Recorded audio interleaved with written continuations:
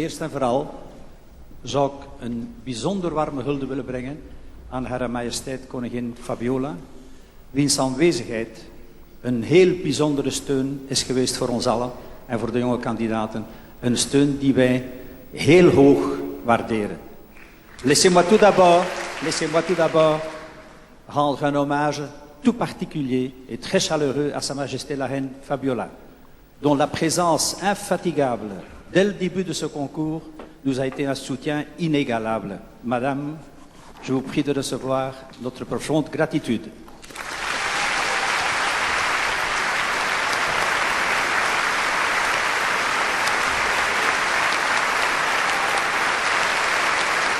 Et la salle se lève pour la reine Fabiola, présente, on l'a répété, à tous les stades de cette compétition et à tous les soirs de finale depuis mardi.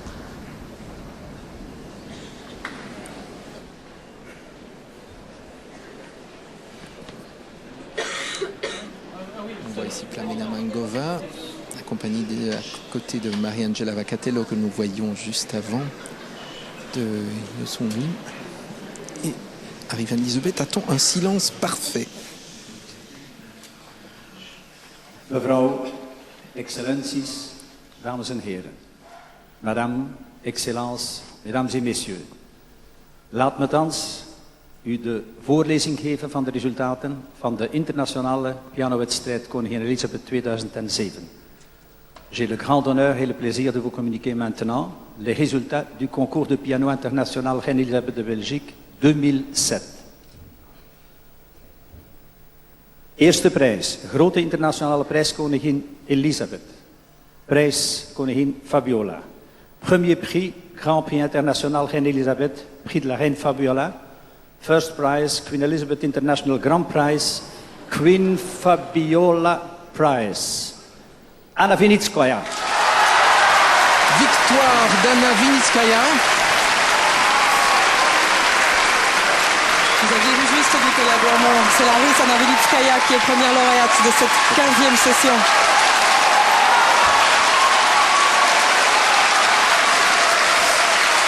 Eh bien voilà, pour la première fois depuis Anna Novitskaya, voici presque 40 ans, c'est une pianiste qui remporte le concours Reine Elisabeth. C'est une Russe également. Souvenez-vous, elle avait fait très forte impression mercredi dernier. Une magnifique sonate de Beethoven, Quasi una fantasia.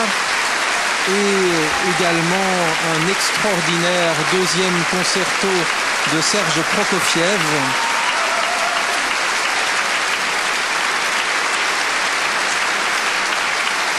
Anna Vinitskaya embrassée par Eliseo Virsaladze. Une jeune interprète toute de fougue et de sensualité dont on avait souligné la présence dès les premiers moments de ce concours. Et la salle, vraisemblablement, reconnaît là, à sa réaction, vous l'entendez, la décision du jury. Et c'est Michel-Étienne Van Est, le secrétaire général du concours, qui lui apporte le bouquet de fleurs et qui l'a reconduit dans la bonne direction, c'est-à-dire vers les photographes qui l'attendent et vers le premier siège de cette série de 12 que vous voyez là devant l'orgue de la salle Henri Leboeuf.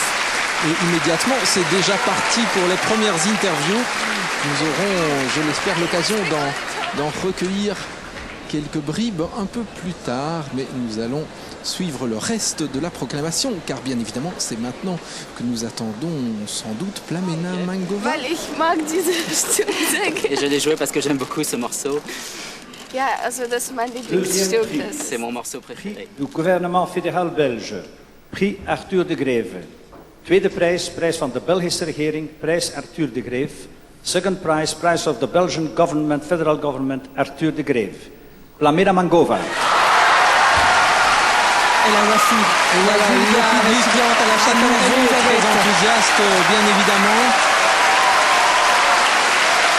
Plamena Mangova, également une extraordinaire artiste. Souvenez-vous de sa sonate de Schubert jeudi, souvenez-vous de son deuxième concerto de Liszt, de son imposé aussi, qui était magnifique. Une jeune femme, Nicolas, qui depuis le début de ce concours entretient avec le public du Reine-Elisabeth cette année un rapport tout à fait particulier, fait de chaleur. Voilà, notamment avec Abdelrahman El Bacha qu'elle vient d'embrasser, puisque c'est dans ses maîtres à la chapelle Reine-Elisabeth.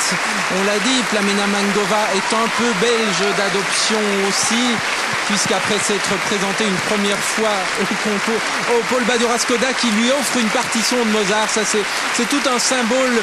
Nous avons revu ce concerto Jeune homme de Mozart il y a un instant qu'elle avait joué, qui était le plus beau de toutes les demi-finales. Et venant d'un grand mozartien comme Paul Badura Skoda, c'est évidemment un hommage extraordinaire. Je disais Plamena Mangova arrivée en Belgique une première fois, voici 4 ans pour présenter le concours Reine-Elisabeth, et puis une deuxième fois cette année, et entre-temps bien sûr établie à la chapelle musicale Reine-Elisabeth depuis 3 ans. Sa consécration est aussi la consécration du renouveau de la chapelle musicale Reine-Elisabeth sous l'impulsion de Bernard Delaunoy. On aura certainement l'occasion d'en reparler encore. Elle va aller maintenant s'asseoir à côté d'Anna Vinitskaya, tout le moins si les caméras qui entourent la candidate russe lui laissent la place de passer. Et voici déjà arrive Anne-Elisabeth qui réclame le silence pour la suite du palmarès de cette 15e session piano. Derde prijs. Prijs van de graaf Delaunoy. Troisième prix, prix du comte Delaunoy. Third prize, Count Delaunoy prize. Francesco Piemontesi. Oh, ça c'est extraordinaire. Ça c'est la plus belle surprise de la soirée.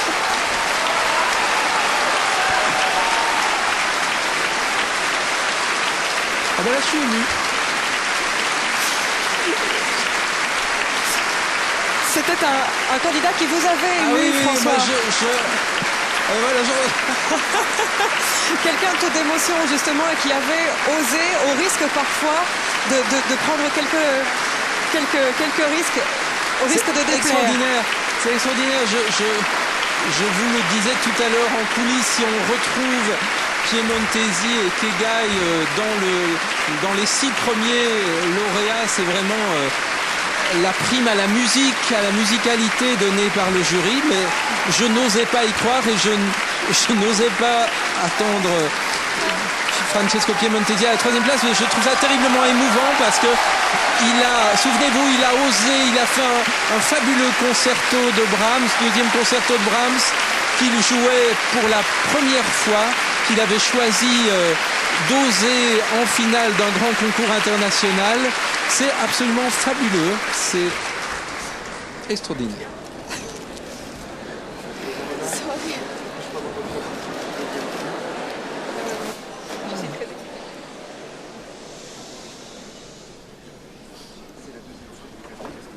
Quatrième prix, prix du gouvernement communautaire de Belgique, offert cette année par le gouvernement de la communauté française. Vierde prijs, prijs van de gemeenschapsregering van België, dit jaar aangeboden door de Franse regering. Fourth prize, prize of the government of the Belgian communities, this year awarded by the French community. Ilya Raskovski. Ilya Raskovski. Très attendu, bien évidemment aussi, Ilya Raskovski. Souvenez-vous de sa prestation hier. Sonate de Schubert, 3e concerto de Rachmaninov.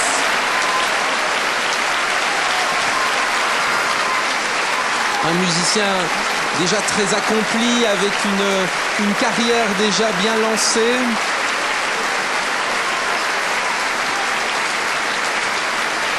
Qui lui aussi reçoit quelque chose de Paul Badura Skoda, mais je n'ai pas eu l'occasion de voir ce dont il s'agissait. Est-ce un disque compact? Est-ce une médaille? Je ne sais pas très bien. Il le tient dans sa main gauche, pendant qu'il sert bien sûr de la droite celle de tous les membres du jury. C'est un CD. On dirait qu'il s'agit d'un CD. Sans doute un CD dédicacé par Paul Badura Skoda.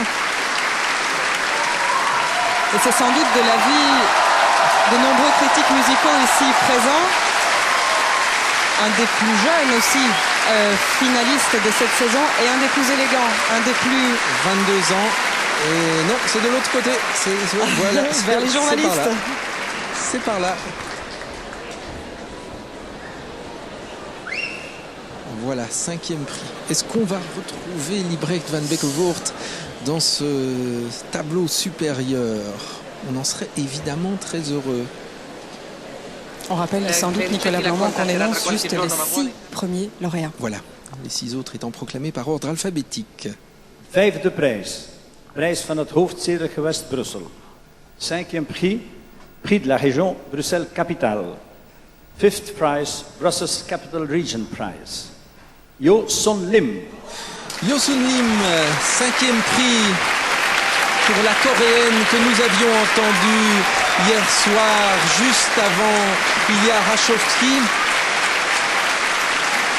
Souvenez-vous, son très beau Mozart, un imposé très poétique, et puis un concerto de Rachmaninov qui avait un petit peu déçu, non pas intrinsèquement, mais parce qu'on s'était dit qu'elle n'avait peut-être pas fait le meilleur choix de concerto par rapport à ce qu'elle était capable de faire.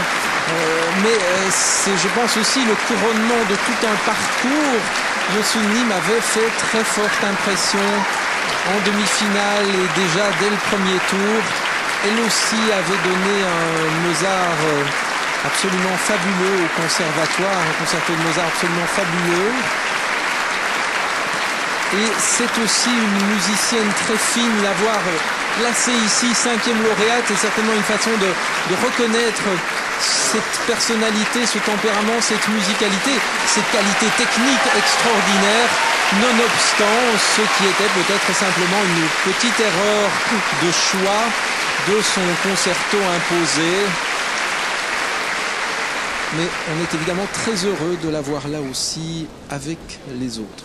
Il faut dire que le niveau de cette année était, c'est vrai qu'on a tendance à le dire, mais particulièrement cette année exceptionnelle, qu'on est pratiquement content de les voir tous récompensés ainsi. Prix de la ville de Bruxelles. 6e prijs, prijs van de stad Brussel. 6th prize, City of Brussels Prize.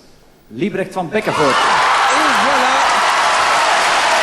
Eh bien, il est dedans, il est dans les 6 lauréats. C'est extraordinaire aussi pour Liebrecht van Beckenvoort.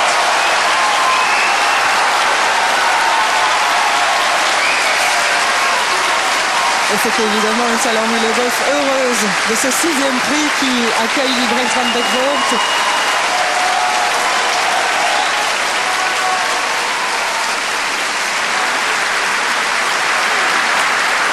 Eh bien, chère Corinne, ça me paraît être un palmarès totalement incontestable. Enfin, en tous les cas, qui suit bien toujours, le pronostic auquel vous vous étiez risqué. Ça, c'est c'est clair. pour ça que je le dis. non, mais je veux dire que de ce qu'on a entendu toute cette semaine dans la presse, dans les médias, etc., ça me paraît vraiment... On récompense à la fois la musicalité, l'intelligence, la technique, la personnalité, enfin tout ça me paraît... J'ai rarement vu un palmarès aussi évident. Albert Loiseau, qu'en pensez-vous?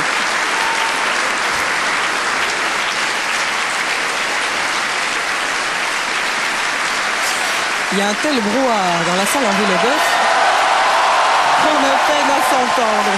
Voilà, et là c'est Marlène de Wouters qui vient embrasser Liebrecht van Beckenvoort, une Bekken de Vlaming pour un, désormais Bekken de Vlaming aussi.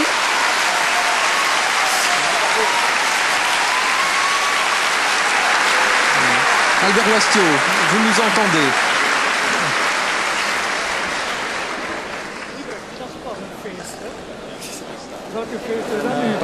Je crois que c'est nous qui ne vous entendons pas, somme toute. Venez, Albert Loiseau, venez près de moi. Alors dites-nous votre avis sur ce que nous avons entendu là. C'est un palmarès tout à fait incontestable. La musicalité a été privilégiée, le goût du risque aussi. Donc il s'agit d'un palmarès qui est... Oh là là là là là là. Je crois que nous allons terminer ce concours comme Marlène de Wouters l'avait commencé. Avec de quelques 6 soucis autres de micro. lauréats sur la scène. Ik nodig nu de overige 6 laureaten op het podium.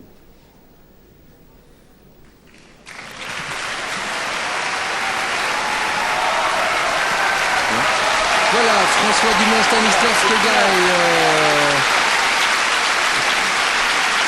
Et puis devant Isako Kawamura, Marie-Angela Vakatello, Myung Lee. Donc François Dumont, Stanislas Kegaï et Hong Chen-Yun. Qui se donnent la main tous les 6, c'est aussi une très belle image. Représentative certainement de la bonne ambiance qui a pu régner à la chapelle entre les 12 candidats. Et c'est vrai sans doute, Nicolas, que dans un concours comme celui-ci, où le niveau est unanimement reconnu depuis le début, somme toute, se retrouver parmi les 6 lauréats non proclamés, c'est malgré tout une très très belle victoire aussi. C'est évidemment une très belle performance. Ils n'auront, eux, pas le titre de lauréat, ils auront le titre de finaliste.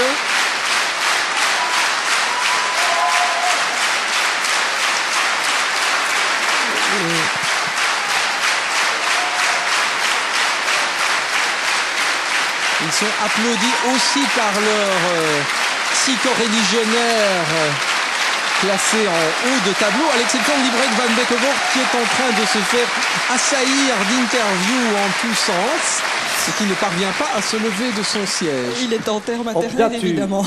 de 6 overige laureaten individueel zou kunnen appreciëren en toejuichen, Voilà, ga ik u per alfabetische orde ze nog even aan u voorstellen. Pour que vous puissiez les acclamer, mesdames et messieurs, ces jeunes 6 lauréats. Je vais vous les présenter en ordre alphabétique pour que vous puissiez donner d'une façon tout à fait individuelle et personnelle vos appréciations. François Dumont.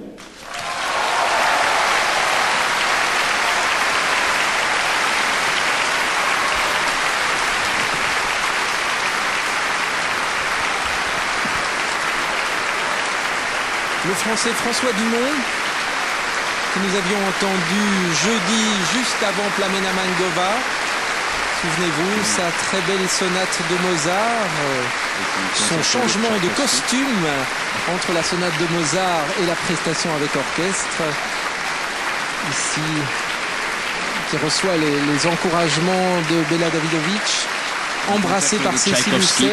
Et alors il avait fait un très beau concerto de Tchaïkovski, même si là aussi on s'était dit que ce n'était peut-être pas le concerto qu'il aurait dû choisir. Une vision très classique de ce concerto. Et on tout à fait. À l'instant, Liebrecht van Beeckevort est effectivement littéralement assailli de journalistes. Il faut dire que la présence, Nicolas Blanmont, d'un Belge à ce stade d'une finale, d'une session piano du concours Reine-Elisabeth, ça remonte à quelques temps quand même. Ça remonte à quelques années, il faudrait que je vérifie dans mes fiches. Je pense que ça remonte à Jan Mikkels.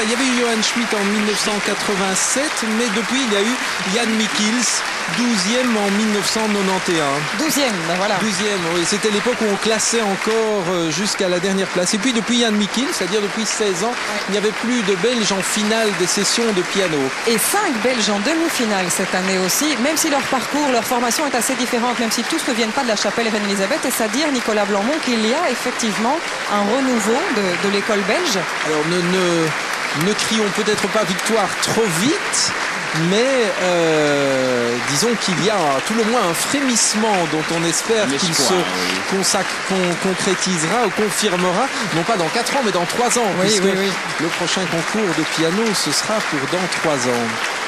Albert Boissiau, est-ce que tout ce que vous entendez, cette proclamation à laquelle vous avez assisté tout comme nous, correspond vous aussi au sentiment général que vous aviez eu de cette finale? Tout à fait, je pense. J'en parlais avec vos collègues de la radio il y a quelques instants.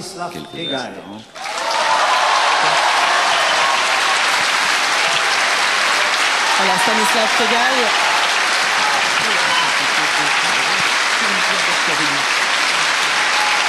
Ça, c'est peut-être la surprise de Nicolas Blanmont qu'il ne soit pas parmi les 6 premiers lauréats. Écoutez, je ne sais pas si on peut parler de surprise parce qu'évidemment, on ne connaît pas le classement des candidats qui sont au-delà de la 6e place.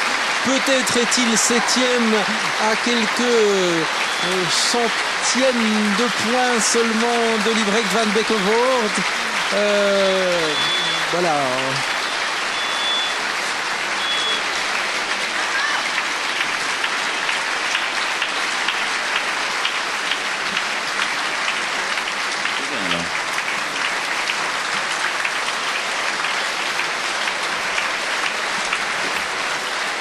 Voilà, Albert Wassio. Voilà. Revenons sur ce que vous nous disiez tout à l'heure. Ce palmarès correspond à votre sentiment par rapport à ces finales?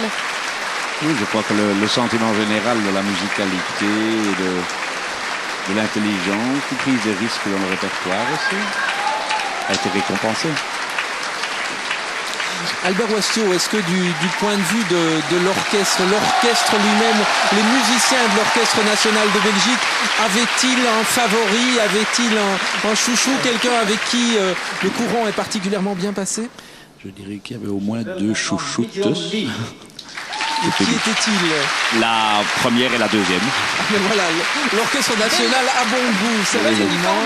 Donc, lors de mes discussions avec les musiciens hier soir, le palmarès était très très proche de ce que nous avons reçu du jury ce soir. On l'a dit beaucoup, c'est vrai que pour l'Orchestre national de Belgique, dont vous êtes l'intendant, on le rappelle, c'est une sorte de marathon qu'ils ont vécu ces derniers jours. Est-ce que eux aussi sont un peu motivés, poussés par cette étrange atmosphère de concours si frémissante? Les musiciens de l'Orchestre national sont extrêmement motivés aussi par le travail que vous faites vous, les médias, par la qualité de vos émissions. Ça donne une reconnaissance importante à la musique classique, à la culture. Donc c'est avec beaucoup de plaisir que nous y participons. Marianne Slavacatello.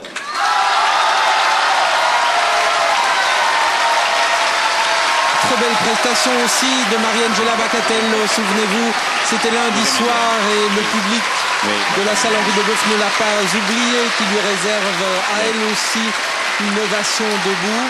Elle avait fait, comme Liebrecht van Beethoven ce soir, le 3e concerto de Prokofiev. Elle avait également donné en ouverture de soirée une sonate de Mozart, si mon souvenir est bon. Non, de Beethoven, pardon. C'était la sonate en fa majeur de Beethoven qu'elle avait donnée. Une très bonne musicienne. Une très bonne musicienne aussi, très, très intelligente, très flamboyante, beaucoup de tempérament certainement aussi. Peut-être un peu trop de risques sans doute. C'est sans doute ce que le jury a considéré. Oui, encore que Francesco Piemontesi a pris peut-être encore plus de risques. Mais voilà, je dirais à ce stade-là, de toute façon, c'est peut-être elle aussi qui est classée 7e, juste derrière les 6 autres. En fait, on peut se dire ça de tous ceux que nous voyons saluer maintenant. Le 7e peut être chacun d'entre eux. Et le 7e peut être très proche du 6e. À ce propos, Nicolas, on le disait tout à l'heure avec le comte de Launois, les chiffres restent de son secret, somme toute. Les lauréats, les finalistes, malgré tout, ont le droit de s'entretenir avec le jury, d'avoir une évaluation de leur prestation. Ils ont le droit, bien sûr, de s'entretenir. Ils le font régulièrement et beaucoup disent qu'ils reçoivent des conseils très précieux des membres du jury. Ils le font évidemment après la proclamation. Bien sûr. Pas pendant la semaine. Mais ça fait partie aussi de l'apprentissage d'un artiste à l'occasion d'un concours. C'est la prestation elle-même, c'est le résultat, mais c'est aussi les contacts qu'il est possible de nouer avec les membres du jury. Il est fréquent que quelqu'un, à l'occasion d'un concours comme ça, rencontre un jeune pianiste et lui dise « Venez travailler avec moi, venez étudier chez moi ». Et il y a des liens, on a vu comme ça des liens très forts qui peuvent se créer. En tous les cas, on évoquait tout à l'heure avec notre invité Jean-Marc Luisada le risque éventuel pour un candidat, pour un musicien, de concourir dans son propre pays. En ce qui concerne Liebrecht van Beethoven, tu as constaté le nombre de journalistes qui ne le quittent pas d'une semaine depuis le début de la proclamation, depuis que son nom a été prononcé à tout le moins. Le contact est pour le moins bon ce soir, ça c'est sûr. Il est certainement très bon. Voilà, on est allé chercher une 13e chaise pour Hong Chen-Yoon. Pourquoi? Parce qu'il y en avait 12 prévues sur scène, mais il y a tellement de monde autour de la 6e chaise qui est celle de Liebrecht van Beethoven que François Dumont est allé s'asseoir à la 8e, décalant tous les autres d'une chaise, et qu'on ne voulait évidemment pas que Hong Chen-Yoon se retrouve à une partie de chaise musicale dans laquelle il n'aurait pas pu s'asseoir. On a quand même le sentiment, Nicolas, Albert Wassio, quand on voit tous ces musiciens là maintenant, que le trac retombe, que la pression retombe et on voit une sorte de fragilité entre le bonheur, une déception sans doute pour certains aussi qui apparaît. On les sent à fleur de peau là, vraiment. C'est très émouvant. Excellenties, dames en heren.